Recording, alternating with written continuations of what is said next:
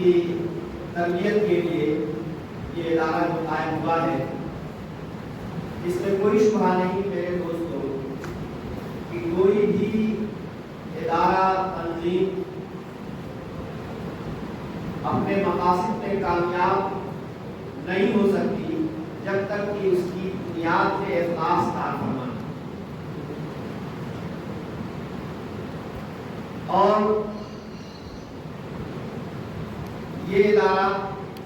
جیسا کہ پرنسپل صاحب نے بہت تفصیل سے اس کا تعارف کرایا، اور یہ حقیقت بنیادی اس فکر کے نتیجے میں ظاہر ہوا ہے جو مفکر اسلام حضرت مولانا کریم صدیقی صاحب دامت برکاتہ کو اللہ تبارک و تعالیٰ نے عطا فرمایا ہے، جو ملت اسلامیہ کا درد رکھتے ہیں، بلکہ انسانیت کا درد رکھتے ہیں، اور انسان اس روئے زمین پر اللہ کی توحید اور اللہ تبارک و تعالیٰ کی مرضی کے مطابق زندگی گزارے، اس کا گویا کود کر کے اس کا درد اور فکر اللہ نے ان کے رگ و ریشے میں رکھا، جس کے نتیجے میں بہت کچھ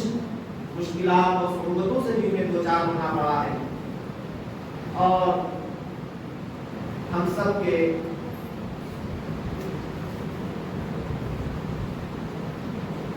رحمت للعالمین، پورے عالم کے رحمت حضرت صلی اللہ علیہ وسلم کو جو صعوبتیں جو مشقتیں برداشت کرنی پڑی ہیں وہ ہر مسلمان جانتا ہے، بلکہ حضرت نبی کریم صلی اللہ علیہ وسلم کو گزشتہ انبیاء کو جتنی مل کر کے جتنی مشقتیں برداشت کرنی پڑی اس سب کا مجموعہ بلکہ اس سے کئی زیادہ حضرت صلی اللہ علیہ وسلم کو مشقتیں برداشت کرنی پڑی۔ حضرت مولانا کریم صدیقی صاحب دامت برکاتہ نے ملت کی فلاح و بہبود کے تعلق سے مختلف انداز کی اور کر رہے ہیں، اور اسی کا یہ اہم اثر ہمارے سامنے۔ قرآن کریم اللہ کا کلام قیامت تک آنے والے انسانوں کی ہدایت کے لیے اتارا گیا ہے، اور ہر شعبے سے متعلق نمایاں مفید کارگر تعلیمات اللہ تبارک و تعالیٰ نے اس کو بیان فرمائی۔ قرآن کریم کی حفاظت ذمہ لیا، الفاظ کی بھی معنی کی۔ الفاظ کی حفاظت کو اللہ نے ایسا پختہ انتظام فرمایا، ایسا پختہ انتظام فرمایا کہ اس کے نتیجے میں قرآن کریم امت کے آخر طبقے تک بغیر کسی تبدیلی کے، بغیر ایک حرف اور ایک نقطے کی زبر زیر کی تبدیلی کے بغیر امت کے آخر طبقے تک اللہ نے پہنچانے کا انتظام۔ اس کو یاد کرنا بہت ایزی، بہت آسان کر دیا گیا، اور جو بچے قرآن کریم یاد کر لیتے ہیں وہ انتہائی خوش قسمت ہے کہ اللہ کے کلام کی حفاظت کے لیے ان کا استعمال کیا، اور ان کو یہ انعام ملے گا۔ کل ان سے کہا جائے گا قیامت کے دن اقرأ ورتقی ورتل کما کنت ترتل فی الدنیا، کہ تم قرآن کریم کی قرأت کرتے جاؤ اور اسی طرح ٹھہر ٹھہر کر اطمینان سے پڑھو جیسے تم دنیا میں پڑھتے تھے۔ تمہاری آخری منزل وہاں ہوگی جہاں تمہارا قرآن پورا ہوگا، معمولی اکرام نہیں۔ اور انتہائی خوش قسمت ہیں وہ والدین، وہ گارجین جنہوں نے اپنی پھول سی اولاد کو قرآن کریم حفظ کرنے کے لیے فارغ کیا، اپنی گاڑی کمائی ان پر خرچ کیا، ان کے فراق کو برداشت کیا، اور اس حفظ قرآن کے سلسلے میں جو کچھ مشقت انہیں پیش آ رہی ہے ان سب کو خوشی خوشی گوارا کیا. یہ والدین کم خوش نصیب نہیں ہیں. کل قیامت کے دن اولین و آخرین کے مجمع میں اللہ رب العالمین ان کے اعزاز کے طور پر تاج پہنائیں گے، ایسا تاج جس کی روشنی، جس کی چمک سورج اور چاند کی چمک کو مات کر دے. یہ ان کا اعزاز ہوگا. قرآن کریم اللہ کا کلام ہے. اللہ کسی ایسی آواز پر، کسی بھی آواز پر اتنی توجہ، اتنا دھیان، اتنا کان نہیں لگاتے ہیں جتنا کہ اچھی آواز کے ساتھ قرآن کریم پڑھنے والے قاری کی طرف اللہ تبارک تعالیٰ توجہ فرماتے ہیں. یہ نور الہی ہے. جس شخص کو قرآن کریم حفظ کرنے کی سعادت مل گئی اس کا دل منور ہو گیا، روشن ہو گیا. اور اس حافظ قرآن کا جہاں مقام و مرتبہ بلند ہو گیا وہیں اس کے اوپر بہت بڑی ذمہ داری بھی آ جاتی ہے. قرآن کریم حفظ کرنے کے بعد اس کو سنبھالنا، اس کو برابر اس کا دور جاری رکھنا، یہ قرآن کا دور کا جو سلسلہ ہے یہ بنیادی ذریعہ ہے قرآن کی حفاظت کا.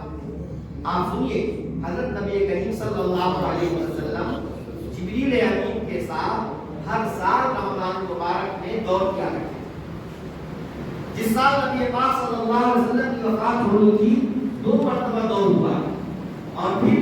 یہ دور کا سلسلہ ہی قرآن کریم کی حفاظت کو باقی رکھ سکتا ہے اور کوئی ذریعہ نہیں ہے. اس لیے یہ دور کا سلسلہ قیامت تک باقی جاری ساری رہے. حکم ہوا کہ اے پیغمبر اب آپ ہمیشہ نہیں رہیں گے،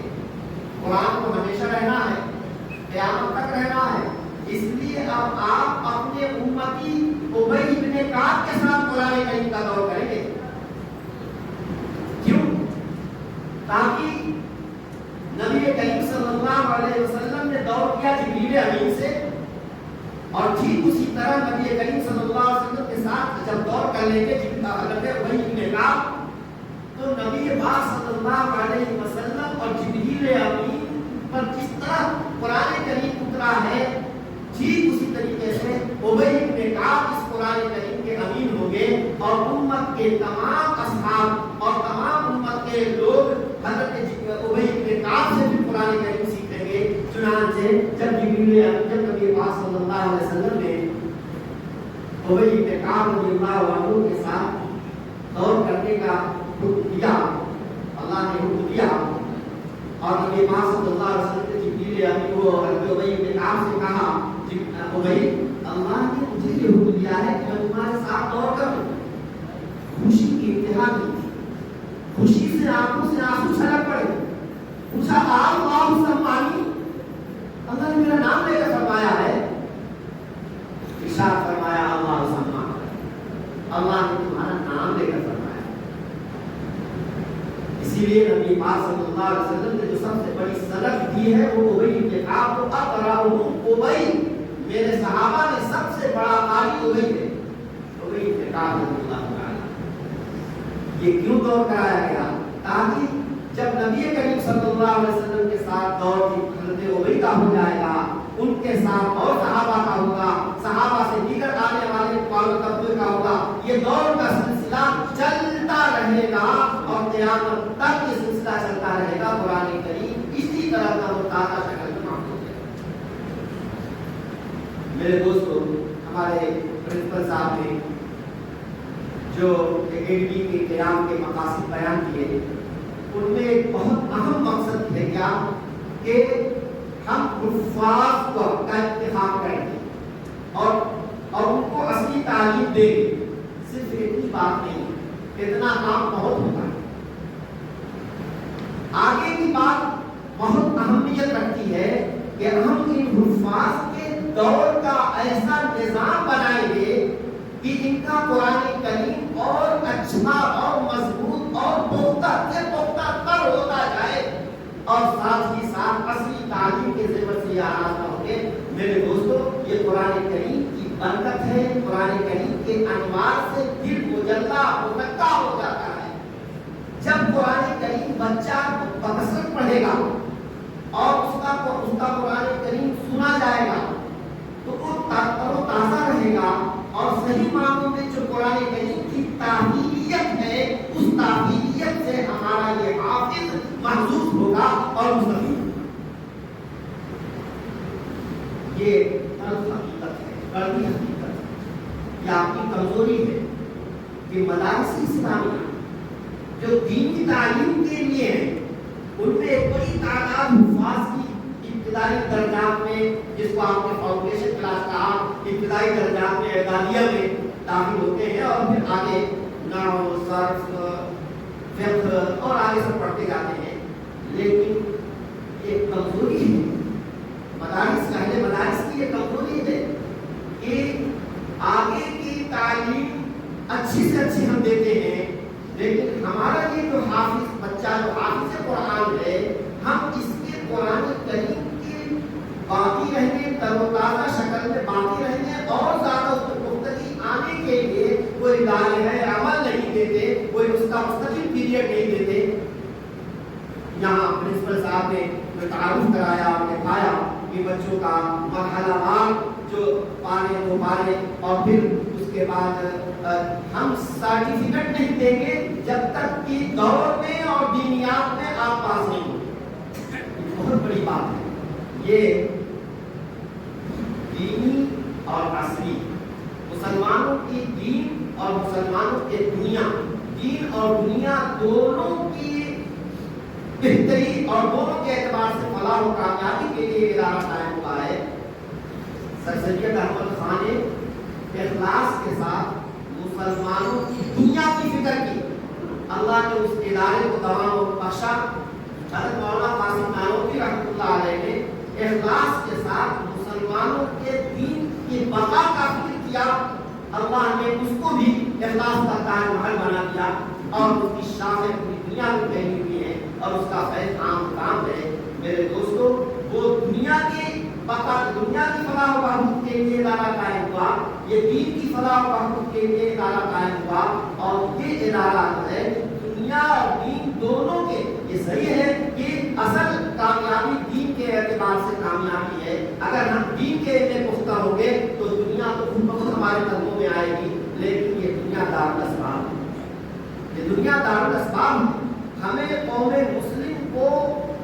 باعزت زندگی گزارنے کے لیے اسباب کے درجے میں بہترین ایجوکیشن، بہترین تعلیم، اصلی تعلیم سے آراستہ کرنا ہوگا، اور ساتھ ہی ساتھ ان کے ایمانی اور دینی عنصر کو مضبوط سے مضبوط تر رکھنا ہوگا۔ دونوں ایک ساتھ جب تک چلیں گے نہیں، اخلاص کے ساتھ یہ جو ادارہ قائم ہوا ہے، یقیناً میں نے جو رائے عمل دیکھا، اور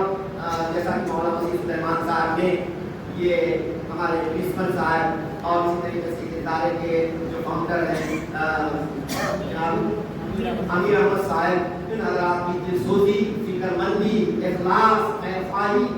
کا جو جذبہ کے حوالے سے جو گفتگو کی ہے، اور میں نے خود 2-3 گھنٹے میں یہ جو مشاہدہ کیا اور جو انداز دیکھا، یقیناً میرے دوستوں یہ بہت اہم چیز ہے، قابل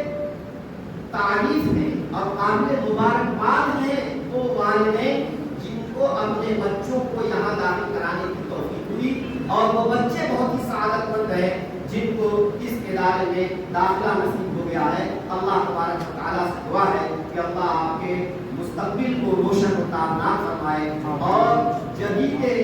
نافع، قدیم صالح اور جدید نافع کا جو حسین سنگم ہم دیکھ رہے ہیں، یقیناً امید کی جا سکتی ہے کہ اس سے زیادہ سے زیادہ نفع ہوگا، اور اس نہج اور اس طریقے پر اداروں کا قیام بہت پہلے سے ہونا چاہیے تھا، لیکن بہرحال اللہ تبارک وقت کا ایک تقاضا ہوتا ہے اور اللہ تعالیٰ کی جانب سے وقت مقرر ہوتا ہے۔ مجھے امید ہے کہ یہ آئیڈیل ایک نمونہ ہے، جیسے ملک کے خاص طور سے ہمارے صوبہ اتر پردیش میں جگہ جگہ اس طرح کے اداروں کے قائم کرنے کی ضرورت ہے، اور مجھے امید ہے کہ ملت کے فکر مند اور دردمند حضرات اس کے لیے آگے بڑھیں گے، اور اپنی سی جو کوشش ہوگی اس کوشش کو کوئی کوتاہی نہیں کریں گے۔ میں دعا بھی کرتا ہوں اور